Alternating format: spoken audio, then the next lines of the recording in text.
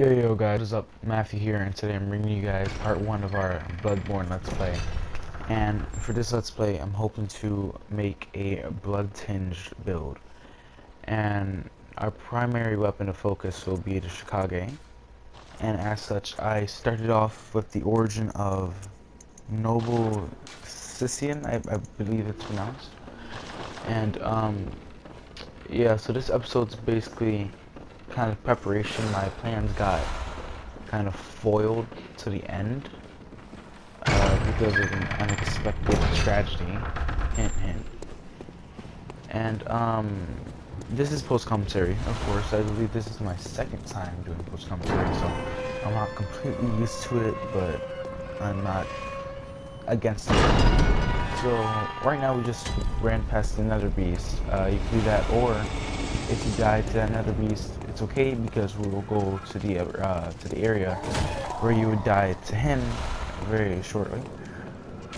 So right here, I just tried to get a rifle attack on this guy and fail miserably and almost die, which is you know, not very good, obviously. I have no idea why I didn't just quit. That should have been the eventual attack. So I started to climb the ladder. Well, I tried to, but the X button didn't work for me. I hit on the way up, and I'm basically one shot, which obviously is very bad. So I believe for the Bloodtinge build, what I'm gonna have to basically focus on is skill for the first part of the playthrough, and Bloodtinge for the second part. So I'm going for like a 50 vitality, 30 or 35 or 30 endurance, 10 strength, 25 or 30 dexterity, 50 Bloodtinge, and I'm not sure how much arcane I'm going to use. I know I want to use the Messenger's Gift. That's a definite, mainly because it's like the new version of Chameleon, and I abused the hell of a Chameleon in Dark Souls and Dark Souls 2. So right now we just got to the Hunter's Dream, and I believe for my starting weapon I chose the Saw Cleaver, mainly because it, for now, has the best scaling with skill, and I believe I have more skill than strength at this point, so that was my best option. I also chose the Blunderbuss mainly because it's easier to parry with. I'm not really sure if that's proven fact or not, but it's easier to parry with. So right now we just passed the Insight Fountain, which is another shop which only opens when you have 10 insight. There you can buy some multiplayer items such as the Small Resonant Bell and the Sinister Resonant Bell. You can also buy various armor sets after completing various challenges or killing certain bosses and or NPCs / hunters in the game. So we should be buying a specific armor set from the Insight shop after Central Yharnam, but I'll leave that for part 2. So right now we're basically just gonna go head back to Central Yharnam and pick up some items and open up a shortcut which will definitely help throughout the for part 1, part 2 until we get to the area boss. So I almost die a lot of times. I'm not sure why. I just kept messing up. Here, I couldn't grab the pebble for some reason. I think I get hit by this guy. No, it's the guys in the street. I can't jump through this railing. I'm having a bad day right now. But nevertheless, we continue. Pick up some Molotov cocktails, which are very helpful, actually. For the first boss, it does a ton of damage. For the second boss, I don't really use Molotov cocktails. I rather just use melee on second boss. For third boss, it helps a ton. It's unbelievable how much it helps. So we picked up a Bloodstone shard, which is basically the equivalent of a Titanite shard. So it's basically upgrade material. In this game we have Bloodstone shards, twin Bloodstone shards, Bloodstone chunks or blood chunks, and we have a blood rock, which if you checked out my previous video, it's what you need to reinforce your weapon plus 10.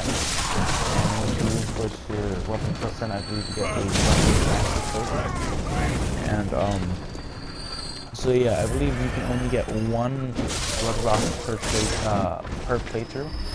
But that's not including the blood rocks you can get through Chalice Dungeons, since technically they aren't part of the Bloodborne playthrough. So right now I'm just trying to kill these guys, but not attract the attention of the archer and the dog right there.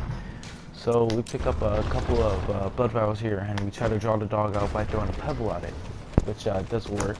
I use a charger too, and if you guys don't know how to perform critical hits or reversal attacks in this game, to perform them to the back, or what we would call a backstab, we have to sneak up behind the enemy, hold R2 down to perform a charge R2 attack, release, and once they stagger to the ground, then you use your R1, and that's how you perform a backstab, or reversal attack as they call it.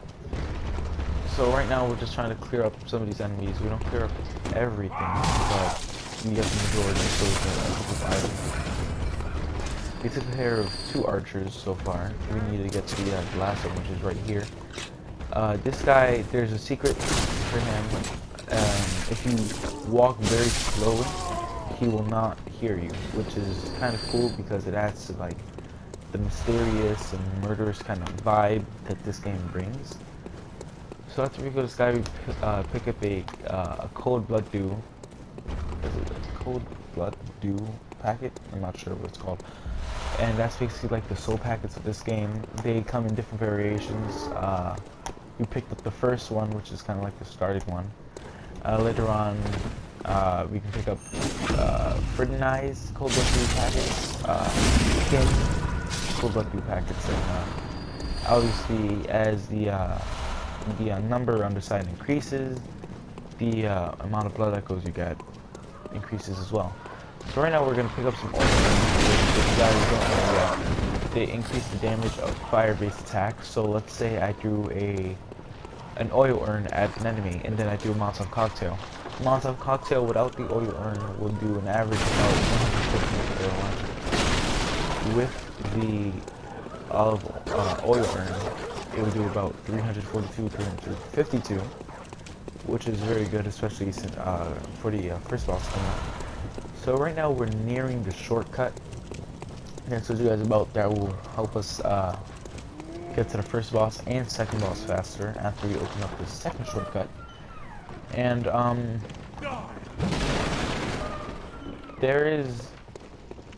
it's kind of a hidden secret. I'm not sure if it's a secret at all. But after we open up this gate right here, once you go back into the house, you can kind of make out, or not make out, what I'm saying. If you kill the enemy in a wheelchair, he won't be hostile at first, but if you get in front of him, he will obviously kill you. He always has a 100% drop of Quicksilver bullets, well, at least every time I've killed him. I cannot guarantee it's a 100% drop, but to my mind, it is. In front of me, pick up some, I don't know how to pronounce it, cocktail, which attracts the attention of beasts. So right now we just picked up some more cool beasts. As you can see, the torch actually came handy for that drop in. And as you can see, we're approached on the Great Bridge by 2 nether beasts, which they hurt hard. They're very hard. They're mean. So a strategy I'd like to implicate in this situation is to bring them both downstairs and use Molotov cocktails on them. As you can see, it does a lot of damage, and if you guys don't have a lot, you can always just melee them, whatever, if you extend your weapon. As you can see, they hurt a lot. This guy could two-shot me. Well, of course, I'm using the starting armor and I haven't leveled up yet, so maybe that's the reason why. This is kind of a hidden item right here. It's a bloodstone shard, and you need 3 to get to +1, 5 to get to +2, and 8 to get to +3, and that's a total of 16 per 3 levels. So you need 16 bloodstone shards, 16 twin bloodstone shards, and 16 blood chunks. So right here, is the entrance to the sewers, which a very unanticipated, horrible thing happens. I have no idea why I didn't see what was happening around me at this time, but whatever. That guy hurts. His attacks are very fast, very long range, and he has more health than the other enemies in this area. So right here, as I said, there are different variations of cold blood dews. We picked up a thick cold blood dew, 5, which obviously grants us more blood echoes than regular cold blood dew 1 does. That enemy was just passed right there. Keep an eye on him. Look at this, perfect, the last one, alright, I'm good, wait, what? Oh, we saw that.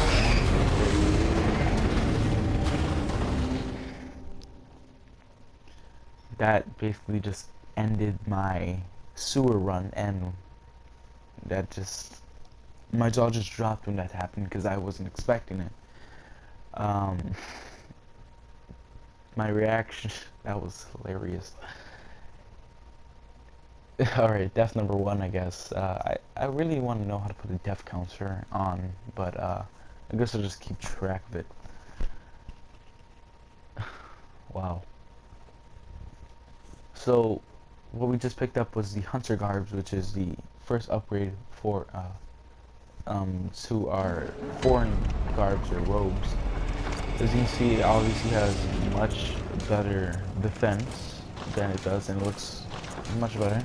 I was kind of debating against wearing no helmet, since I have a unique hair color, or wearing the hunter helmet, or wearing the black hood, because black hood actually goes well with it, not as well as the actual helmet for the set, but very well. So hope you guys enjoyed this episode. Like, comment, rate, subscribe, all that fun stuff. And Matthew, and I'm out.